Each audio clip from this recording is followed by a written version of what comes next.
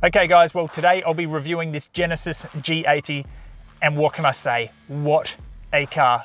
Check this thing out, it is absolutely astounding. I mean, it has every feature I've ever seen in a car.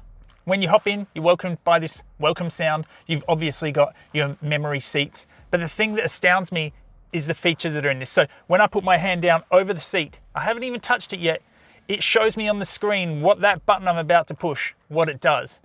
Move it back one, now I'm onto the base and I'm gonna move the base, it shows me on the screen. So it's got sensors that sense my fingers hovering over the buttons. And so in this way, you don't even need to understand what the buttons do because it's on the screen. This is just next level technology when there's nothing you need to think about because it is so user friendly. So the first thing that always gets me in this car is it's traditional. You've got to push the start stop button before you go into drive. Coming out of the Tesla, we just hop in, put it in drive neutral. It's not a big deal. It's traditional. It works well. It's been done like that for years. I just keep getting tricked by it and I keep leaving the car with the ignition turned on.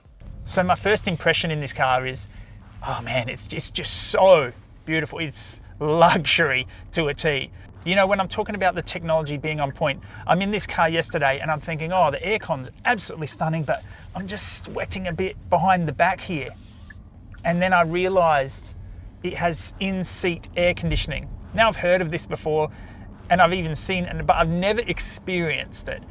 And I put this in-seat air conditioning on, which has 3 different fan levels, and by golly does it work well. It is so damn good in the Australian climate where you get so hot, you know, the air conditioning, and you need it right on your skin to cool yourself down up the front so you can cool your back down.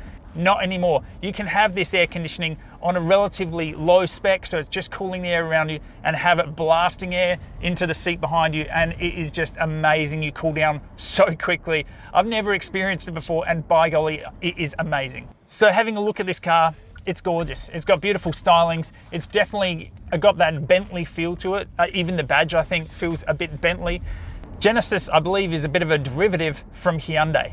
A bit like Lexus came from Toyota and Polestar has come from Volvo.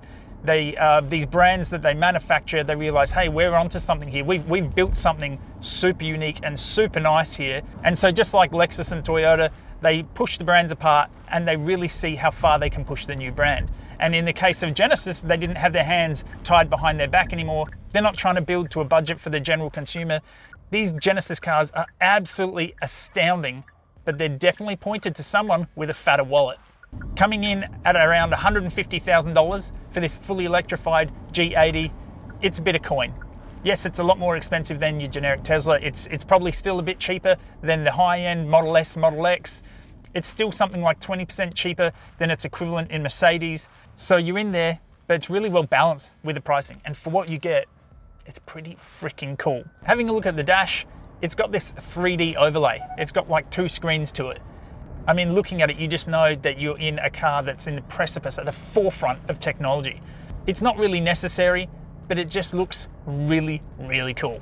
Also on the dash, while we're there, it's got the usual stuff. It'll show you where you're heading. It'll show you your navigation. It'll show you your speed, your trip, everything you're used to seeing in a car, but it will also show you your side camera. So as I indicate right, it shows me my right side camera. As I indicate left, it shows on the left side of the screen, the left side camera. Now these cameras are absolutely perfectly pointed. They're exactly what I expect to see when I look in the mirror, which isn't always the case. Sometimes these cameras come out at funky angles in some cars. Looking around, you've got absolutely gorgeous soft hood lining, these beautiful creamy white perforated, I presume, leather seats. Everything in this is just mwah. In the center here, you've got the Prindle, the park, neutral, reverse and drive. But just ahead of that, you've got your sort of infotainment screen controller. That controls your screen up on the center of the dash here. Now that screen is so far away that even with my hand fully extended, it's still 3 inches away from me, at least. I was using it yesterday for navigation. I'm clicking around with all the buttons and I just thought, you know what, it'd be so nice if they just made that a touch. It's a touch screen. Of course it's a touch screen. And it's honestly just beautiful to use. You can see here, you can split screen it with a compass. You can change the look of the compass. You can change it to the FM controls. You can put all sorts of different stuff up on this screen and still use it as a navigation screen. Underneath the main screen, you've got all your air conditioning controls here, which is a combination of buttons, dials, and touchpad.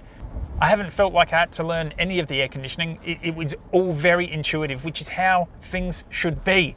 It should be intuitive. If you feel like, oh, I thought that was the fan mechanism, that's probably where it should have been. They probably put it in a stupid position. So this garage is 6 meters deep.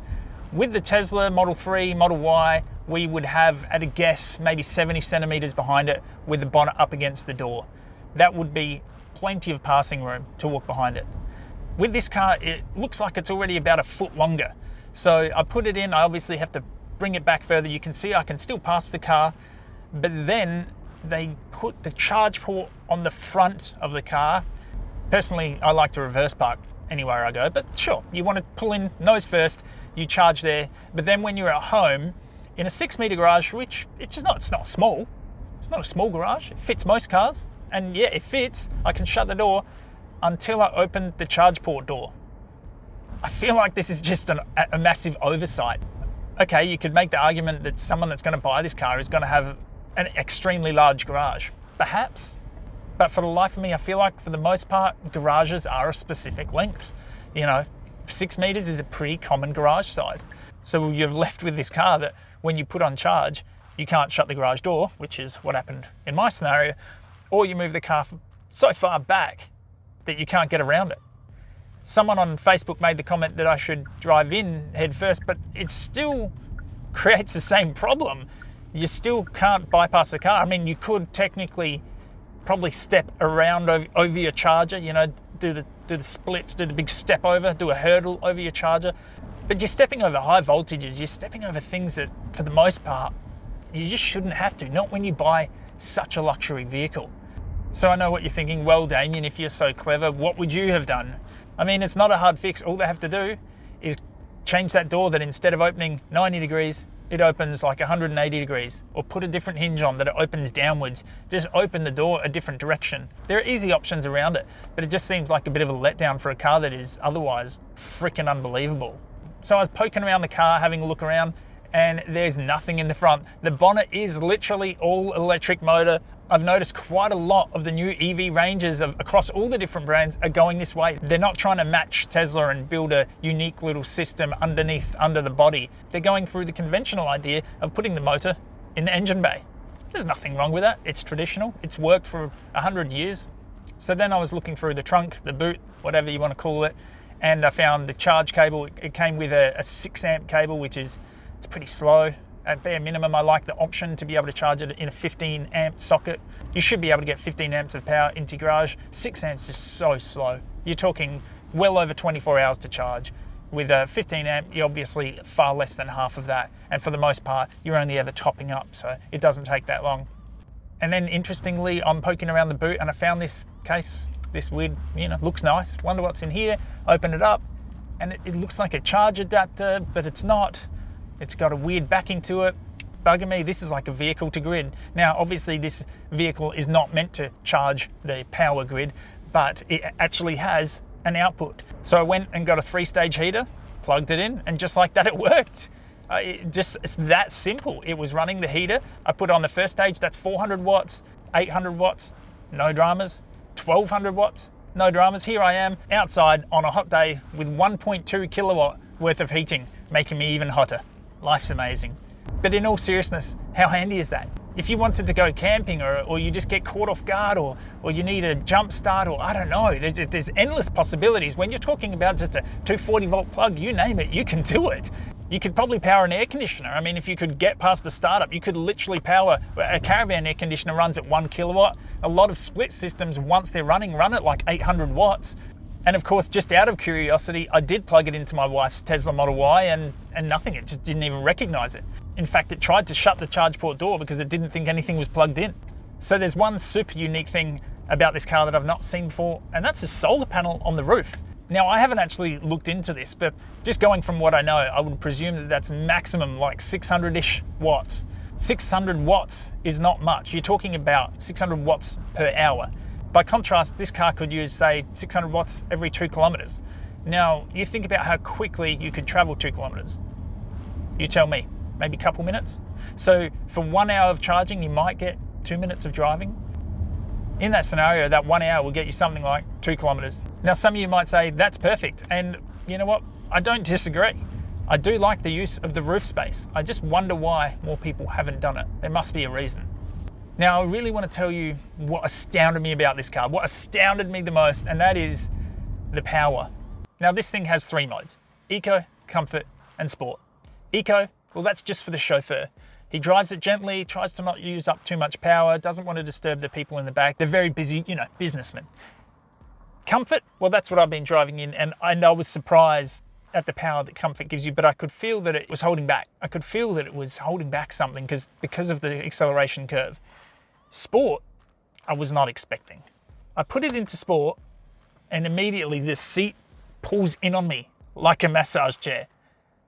I've never experienced anything like it in my life. I feel like, when you're in a massage chair and you feel it pinch you in? It's like that, but I'm in a car and I'm not getting a massage, I'm driving. So I'm in Sport, foot on the brake, foot on the accelerator, release the brake, and this thing moves. I mean, holy hell is it fast. I'm sorry, it still gets me. This thing is just so fast, and I'm in the hills now. I'm on some really windies, and oh man, this thing, I just was not expecting such a big car, regardless of the fact it's got like 279 kilowatts. Yes, it's got tons of power, but it's a big car too. But oh my God, like that gets the heart pumping.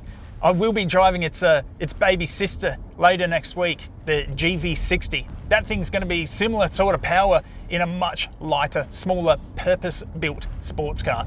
That thing's going to be interesting, but this really just surprised me because it's such a big car. I don't know that if I bought it that I'd want a chauffeur to be driving me around because it's just so much fun.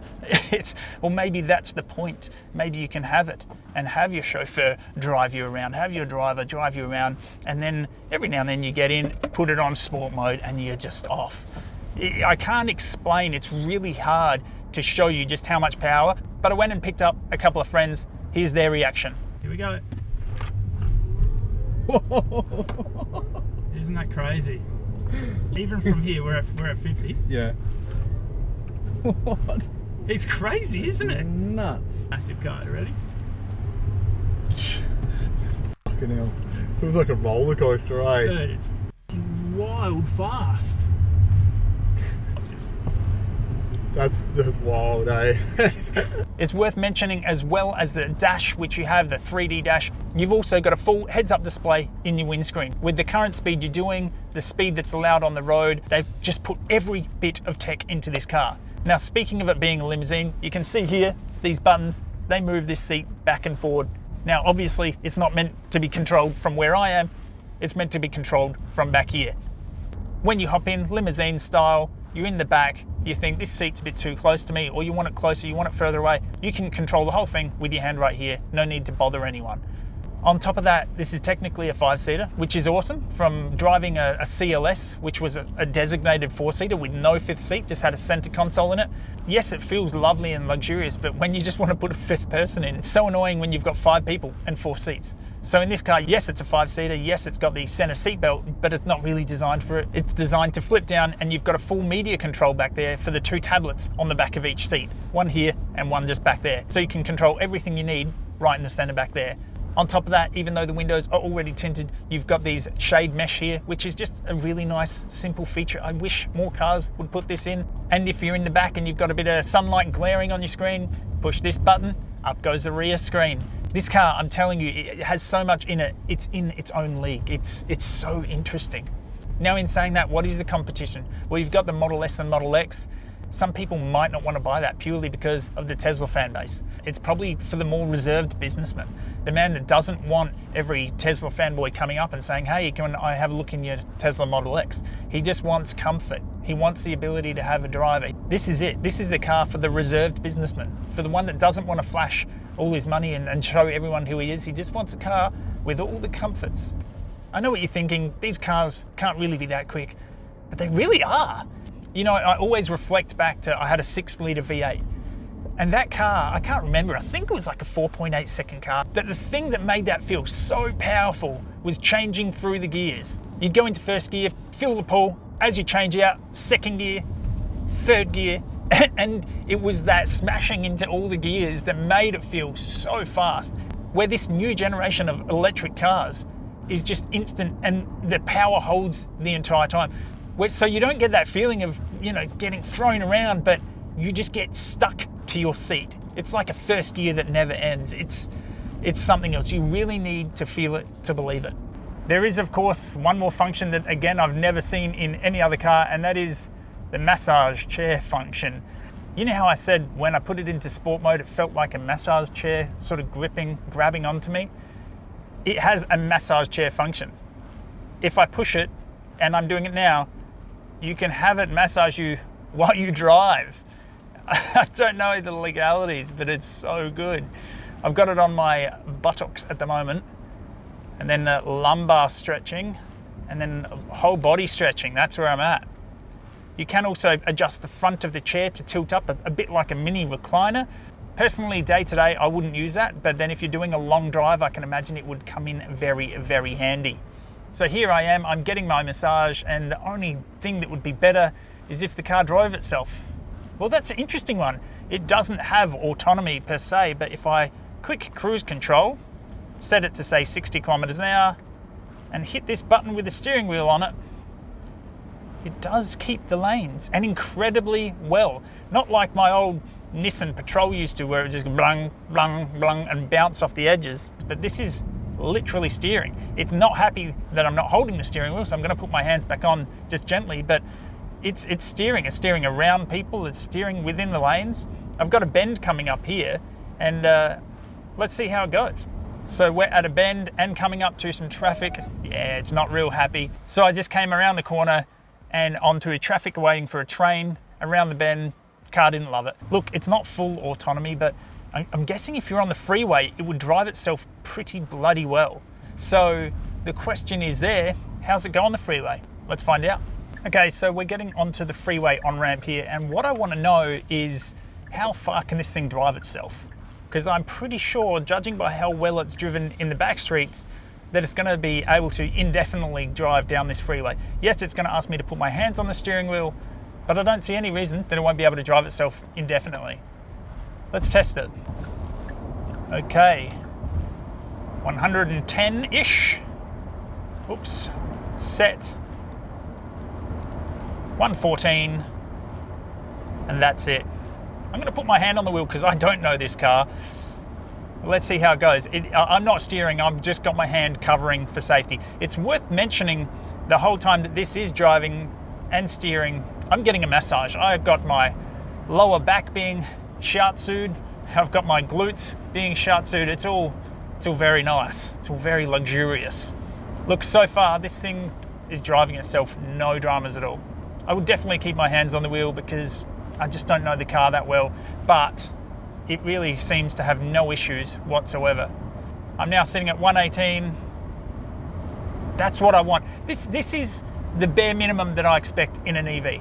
I don't expect full autonomy. I don't even use full autonomy. I haven't paid for full self-driving in the Tesla, but I have really gotten used to the car navigating its way down the freeway without intervention. And this car, it ticks that box without question. I would love to drive this car to Melbourne. The only problem would be, I don't know if I'd like to be driving or sitting in the back. Okay guys, well, I will be driving the GV60 next. That car is built for power. I mean, it is purpose built to go absolutely bonkers. And don't forget to subscribe, then you'll be notified when the next video comes out. Thanks for watching.